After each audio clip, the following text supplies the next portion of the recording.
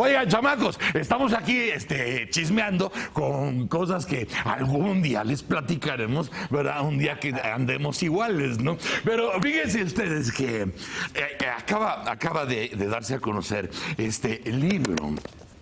Y este libro se llama La comunicación presidencial en México. Yolanda Meyenberg participa en este libro y también Rubén Aguilar, que algo sabe de este asunto, y te saludo. ¿Cómo te va? ¿Cómo estás? Muchísimo gusto verte. Muy bien, muy bien. Hace rato que no tenías la necesidad de levantarte a estas horas. No, siempre me levanto, es un vicio. Es una adicción. Justamente estábamos hablando de cómo son los cruces de la vida, porque cuando tú estabas dando las conferencias de prensa en la mañana, la cobertura la hacía Marisa. Muy temprano. Marisa, por tu culpa de alguna manera, pues era tu trabajo. Entonces también, también era su trabajo. Claro. Entonces, en esa época, ella hacía la cobertura de las conferencias que hacías toda la mañana. Me acuerdo muy bien. ¿Cómo olvidar? Todavía me puedo acordar. ¿Cómo olvidar? Fíjense de nada más. ¿Sabes qué? Me apasiona mucho que hayas puesto el dedo en este renglón. Y más ahora, en estos tiempos, donde prácticamente se puede hablar de todo lo que supuestamente no pasaba, de lo que supuestamente no se sabía, de lo que supuestamente no se operaba, porque afortunadamente a tropezones si quieres, pero hemos llegado a estas claridades.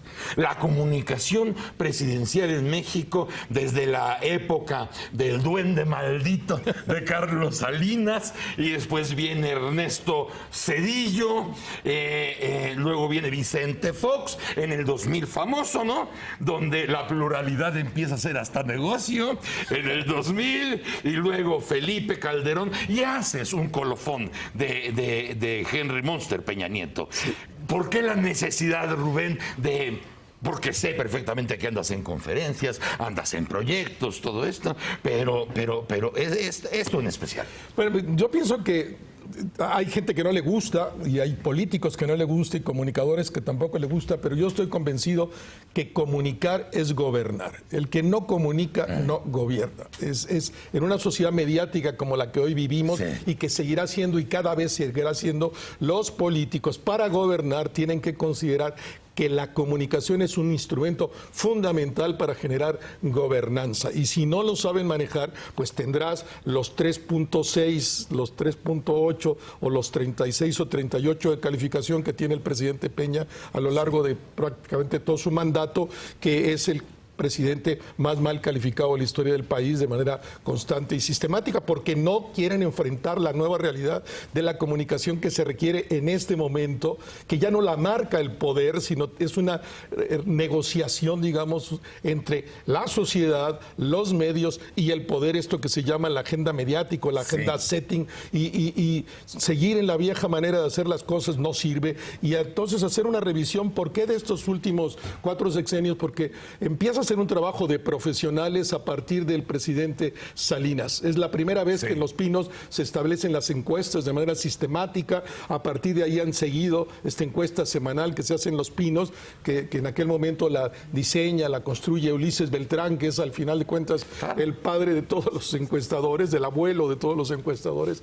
Y entonces ahí empieza un trabajo de verdad profesional, no solo de acción política, sino de profesionales de la comunicación que trabajan en cómo hacer que el gobierno se haga presente, dispute la agenda con los medios, y eso se convierte en algo fundamental. No es accesorio la comunicación del gobierno, constituye una parte de las políticas públicas sustantivas. Justamente los que estamos en esta mesa, nos ha tocado vivir la época, el giro de las circunstancias y de las tecnologías y de los usos y costumbres que ya muchos yacen enterrados, ¿no? Justamente antes de Salinas y con Salinas, pues nada más había un canal de expresión, un canal de difusión, desde luego ya con algunos medios ya muy despiertos a estas alturas, la radio, desde luego, y la prensa escrita también, ya también empezando un poco a cuestionar o a analizar. La tele no, la tele se tarda hasta el 2000, o sea, la tele siempre va de rodillas,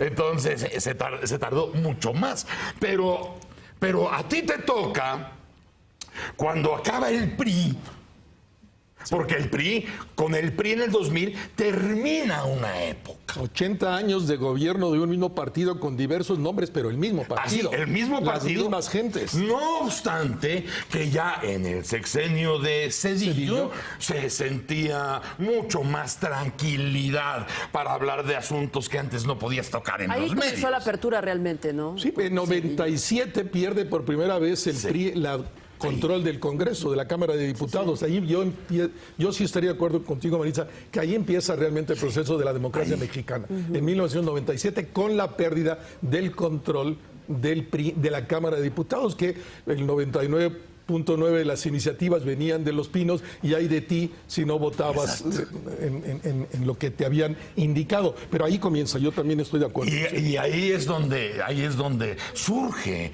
esa luz prometedora que realmente empieza ahí, porque en el 94 el sistema se quiebra y tarda como 3 años para oficialmente decir, señores, esto ya es otro país, esto ya se acabó, y lo compruebas en el 2000, ¿no?